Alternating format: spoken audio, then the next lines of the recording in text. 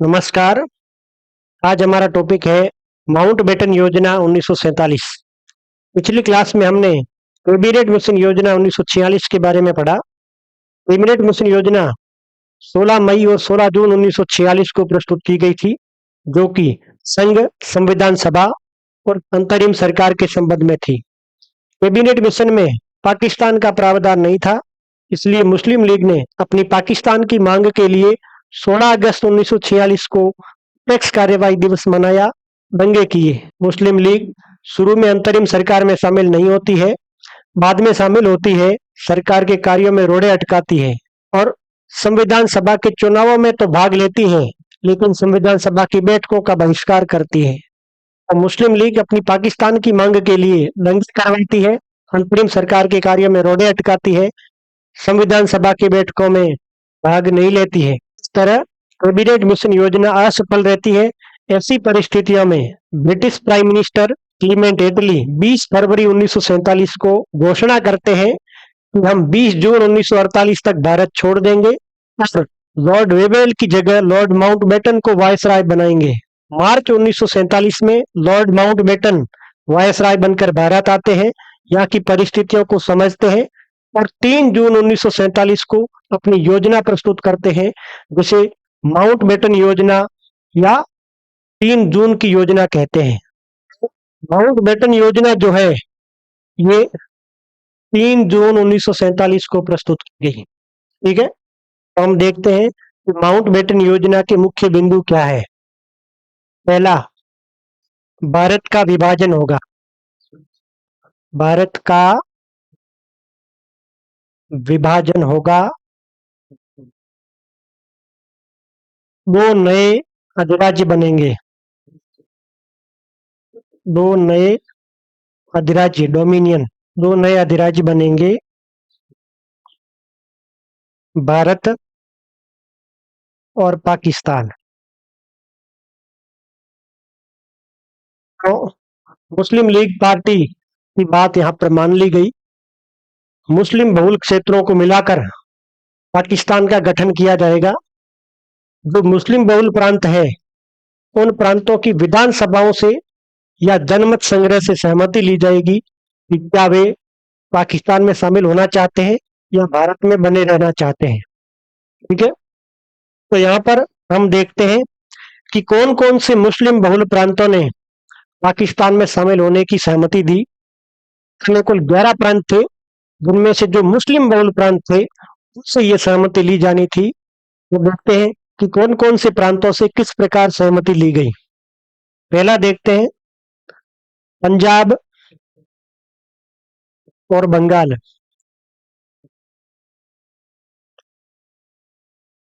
पंजाब और बंगाल जो है ये मुस्लिम बहुल प्रांत थे, लेकिन इनका एक क्षेत्र, आधा क्षेत्र मुस्लिम बहुल था और आधा क्षेत्र हिंदू बहुल था। तो इनकी जो विधानसभा है, प्रांतीय विधानसभा, इनके सामने 3 विकल्प प्रस्तुत किए गए। पहला, पाकिस्तान में शामिल हो। दूसरा, भारत में शामिल हो। तीसरा, प्रांत का विभाजन करके, प्रांत का विभाजन और हिंदू बहुल प्रांत, हिंदू बहुल प्रांत भारत में, मुस्लिम बहुल प्रांत पाकिस्तान में। यानी जैसे पंजाब है, पश्चिमी पंजाब मुस्लिम बहुल है, पूर्वी पंजाब हिंदू बहुल है। तो पश्चिमी पंजाब पाकिस्तान में और पूर्वी पंजाब भारत में। इसी तरह बंगाल जो है, बंगाल में पूर्वी बंगाल मुस्लिम बहुल है और पश्चिमी बंगाल हिंदू बहुल है। तो इनका विभाजन करके हिंदू बहुल को भारत में और मुस्लिम बहुल को पाकिस्तान में शामिल किया जाने का इनके सामने विकल्प था। तो पंजाब और बंगाल की जो प्रांतीय विधानसभा है, इसमें यह विकल्प चुना कि पंजाब का विभाजन कर दिया जाए, पश्चिमी पंजाब को पाकिस्तान में और पूर्वी पंजाब को भारत में शामिल कर लिया जाए। वैसे ही बंगाल का भी प्रांत का विभाजन कर दिया जाए, पूर्वी बंगाल को पाकिस्तान में और पश्चिमी बंगाल को भारत में शामिल कर लिया जाए। यहाँ एक और बात है, बंगाल प्रांत के पास में एक और प्रांत था जिसका नाम है असम। ठीक है, असम का एक जिला था सिलहट। ये जो सिलहट जिला है ये मुस्लिम बहुल क्षेत्र था, तो मुस्लिम लीग पार्टी ने सिलहट को भी पाकिस्तान में शामिल करने की मांग की। तो सिलहट में जनमत संग्रह हुआ। इस बात पर जनमत संग्रह हुआ कि सिलहट जिला पूर्वी बंगाल में शामिल होगा, पूर्वी बंगाल में शामिल होगा या असम में ही रहेगा, क्योंकि पूर्वी बंगाल पाकिस्तान में शामिल होना था ऑटोमेटिकली। तो जनमत संग्रह के माध्यम से सिलहट के लोगों ने पूर्वी बंगाल में शामिल होने का निर्णय किया। अगला प्रांत देखते हैं, सिंध। सिंध की भी प्रांतीय जो विधानसभा है, विधानसभा ने पाकिस्तान में शामिल होने का निर्णय लिया। अगला मुस्लिम बहुल प्रांत उत्तर पश्चिम सीमांत प्रांत। उत्तर पश्चिम सीमांत प्रांत। उत्तर पश्चिम सीमांत प्रांत, नॉर्थ वेस्ट फ्रंटियर प्रोविंस। तो उत्तर पश्चिम सीमांत प्रांत, यहां पर कांग्रेस की सरकार थी। किसकी सरकार थी? कांग्रेस की सरकार थी। इसलिए मोहम्मद अली जिन्ना और मुस्लिम लीग ने कहा कि वहां पर विधानसभा की राय नहीं ली जाए। उनको लगता था कि अगर विधानसभा की राय ली तो यहाँ पर कांग्रेस की सरकार थी, इसलिए विधानसभा भारत में शामिल होना चाहिए, जबकि यहाँ की जो जनता है वो मुस्लिम बहुल है। तो इसलिए मोहम्मद अली जिन्ना ने कहा यहाँ पर जनमत संग्रह होना चाहिए। इसलिए जिन्ना की बात यहाँ मान ली गई और यहाँ पर जनमत संग्रह हुआ और जनमत संग्रह से यह प्रांत भी पाकिस्तान में शामिल हो गया। अगला है सीमा आयोग का गठन। सीमा आयोग का गठन।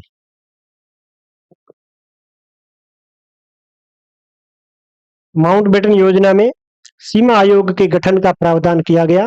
पंजाब, बंगाल और असम के बीच सीमा निर्धारण के लिए सर रेडक्लिफ की अध्यक्षता में दो आयोगों का गठन किया गया, पंजाब सीमा आयोग और बंगाल सीमा आयोग। तो दो आयोगों का गठन यहाँ किया गया। पहला, दो आयोग, ठीक है, अध्यक्ष कौन है? दोनों आयोगों के अध्यक्ष है रेडक्लिफ। रेडक्लिफ, ठीक है। कौन से दो आयोग? पंजाब सीमा आयोग, दूसरा बंगाल सीमा आयोग। बंगाल सीमा आयोग, ठीक है। तो पंजाब सीमा आयोग और बंगाल सीमा आयोग प्रत्येक में चार चार सदस्य थे। इसमें भी चार सदस्य, इसमें भी चार सदस्य, ठीक है। और प्रत्येक में दो दो सदस्य, दो सदस्य कांग्रेस और दो सदस्य मुस्लिम लीग द्वारा नामित किए जाने थे। मुस्लिम लीग द्वारा, इसमें भी दो सदस्य कांग्रेस के द्वारा और दो सदस्य मुस्लिम लीग के द्वारा नामित किए जाने थे, ठीक है। कांग्रेस के द्वारा नामित सदस्य थे तेज सिंह और मेहरचंद महाजन। मेहरचंद महाजन। मुस्लिम लीग द्वारा नामित सदस्य थे दीन मोहम्मद, दीन मोहम्मद और मोहम्मद मुनीर। मोहम्मद मुनीर। ऐसे ही बंगाल सीमा आयोग में भी चार सदस्य कांग्रेस के द्वारा बी के मुखर्जी, बी के मुखर्जी, सी सी बिस्वास। मुस्लिम लीग द्वारा सालेह मोहम्मद अकरम, सालेह मोहम्मद अकरम और एस ए रहमान। तो ये जो है दो आयोग गठित किए गए रेडक्लिफ की अध्यक्षता में। पंजाब सीमा आयोग, बंगाल सीमा आयोग, दोनों में चार चार सदस्य थे, दो कांग्रेस के द्वारा जो मुस्लिम लीग के द्वारा नियुक्त थे। तो माउंटबेटन योजना को कांग्रेस और मुस्लिम लीग सहित सभी दलों ने स्वीकार कर लिया और इस माउंटबेटन योजना को लागू करने के लिए ब्रिटिश पार्लियामेंट द्वारा भारतीय स्वतंत्रता अधिनियम 1947 पारित किया गया। अब हम देखते हैं भारतीय स्वतंत्रता अधिनियम 1947 के बारे में। तो भारतीय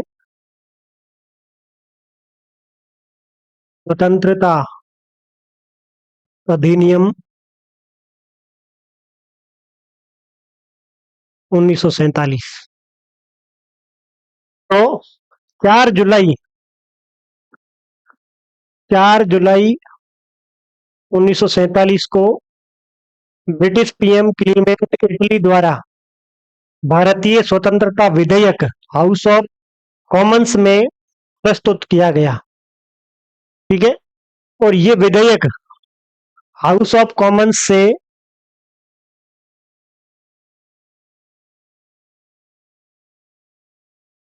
15 जुलाई को पारित हुआ। 15 जुलाई को पारित हुआ और हाउस ऑफ लॉर्ड्स से हाउस ऑफ लॉर्ड्स से 16 जुलाई को पारित हुआ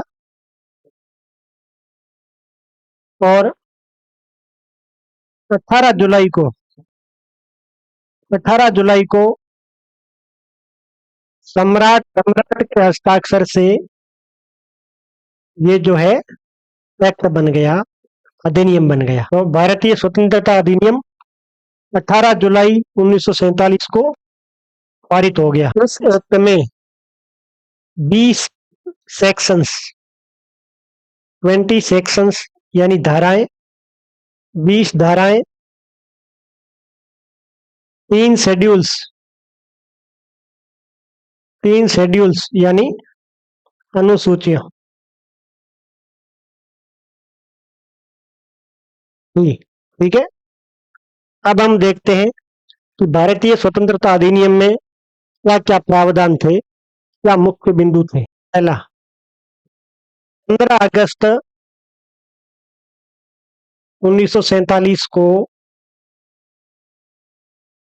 दो नए अधिराज्यों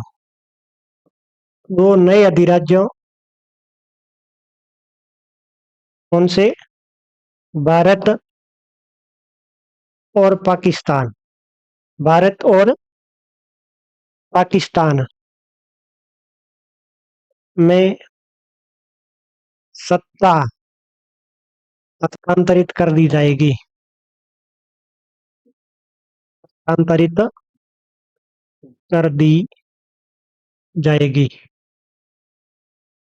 ठीक है, यानी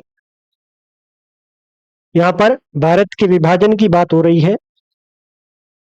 भारत का विभाजन करके दो नए अधिराज्य बनाए जाएंगे, एक भारत और दूसरा पाकिस्तान, और इनको सत्ता हस्तांतरण की तारीख भी बताई जा रही है कि 15 अगस्त 1947 को इनमें सत्ता का हस्तांतरण कर दिया जाएगा। दूसरा है कि पाकिस्तान का क्षेत्र क्या होगा। पाकिस्तान का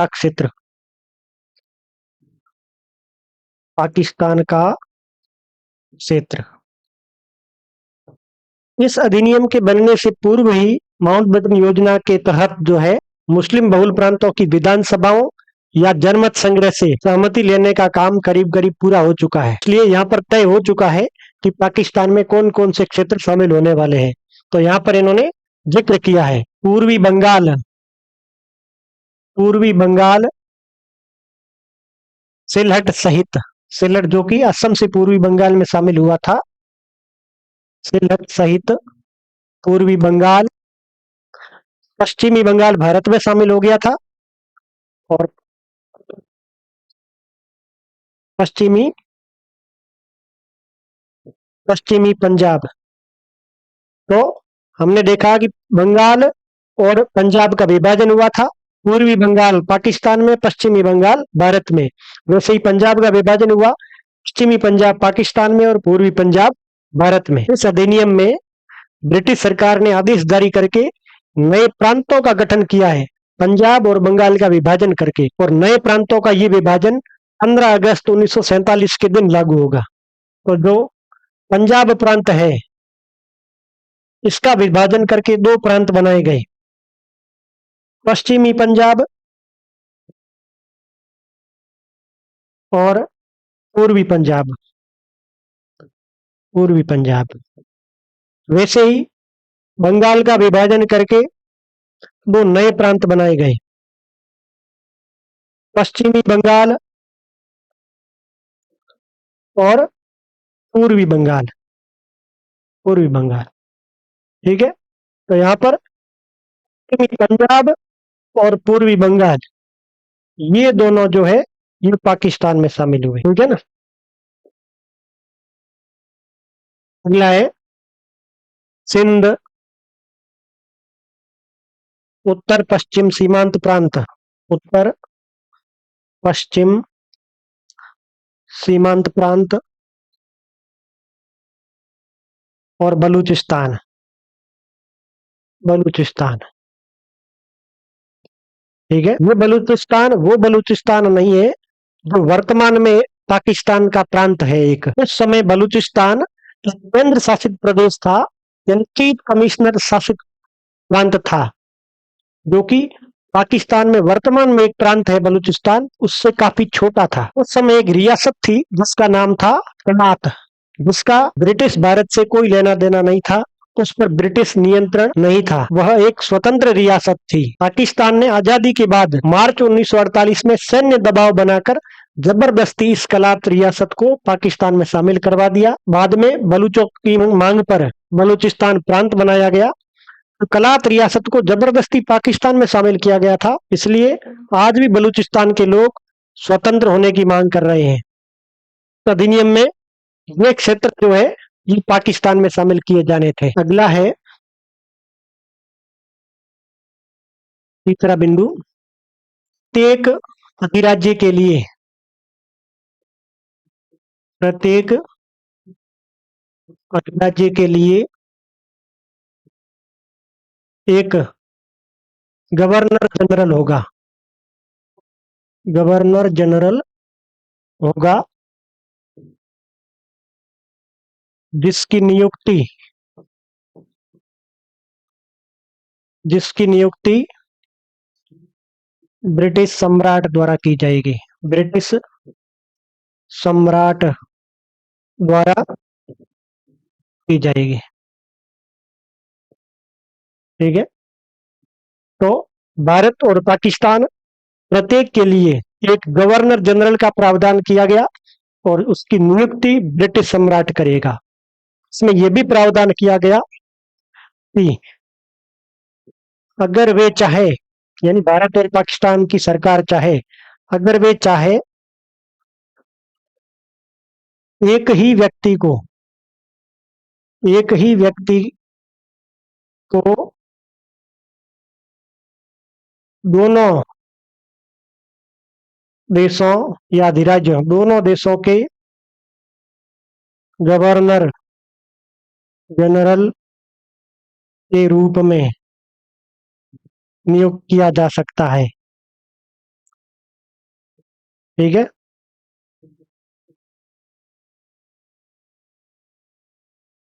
तो अगर भारत और पाकिस्तान दोनों सहमत हो जाए कि हमारे दोनों के लिए एक ही गवर्नर जनरल पर्याप्त है, तो ऐसा भी किया जा सकता है। अगला है गवर्नर जनरल,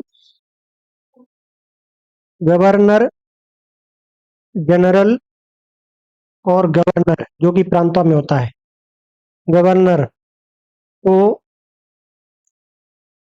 विवेक से विवेक से कार्य करने का अधिकार नहीं होगा। कार्य करने का अधिकार नहीं होगा। अधिकार नहीं होगा। यानी गवर्नर जनरल और गवर्नर अपने विवेक से कार्य नहीं कर सकेंगे, वे सरकार के सलाह पर कार्य करेंगे, वे खुद डिसीजन नहीं लेंगे। अगला है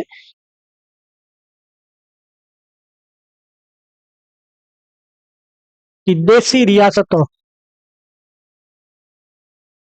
रियासतों पर ब्रिटिश आधिपत्य, ब्रिटिश आधिपत्य समाप्त हो जाएगा, समाप्त हो जाएगा। यानी देशी रियासतों पर जो ब्रिटिश आधिपत्य है वो समाप्त हो जाएगा और देशी रियासतों के साथ, देशी रियासतों के साथ किए गए समस्त समझौते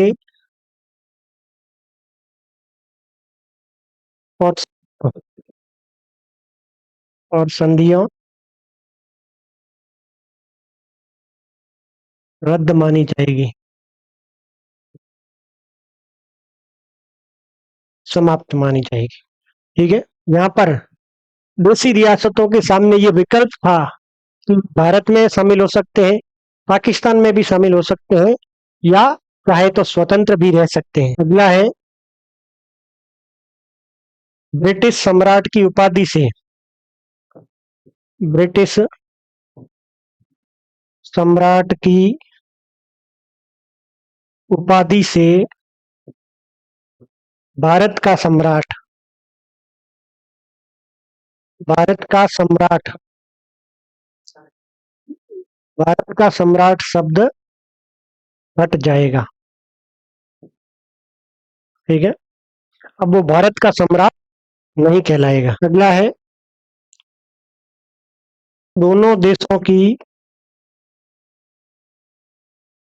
दोनों देशों की संविधान सभाएं, संविधान सभाएं विधानमंडल के रूप में भी कार्य करेगी, विधानमंडल के रूप में भी कार्य करेगी। यानी जो संविधान सभाएं हैं वो संविधान निर्माण का तो कार्य करेगी ही करेगी, साथ में विधानमंडल का कार्य भी करेगी।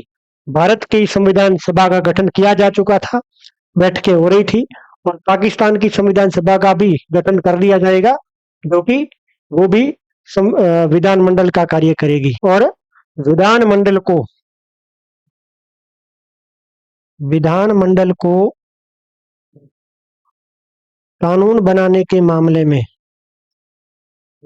कानून बनाने के मामले में संपूर्ण शक्ति होगी, संपूर्ण शक्ति होगी। यानी विधानमंडल जो है संप्रभु होगा। अगला है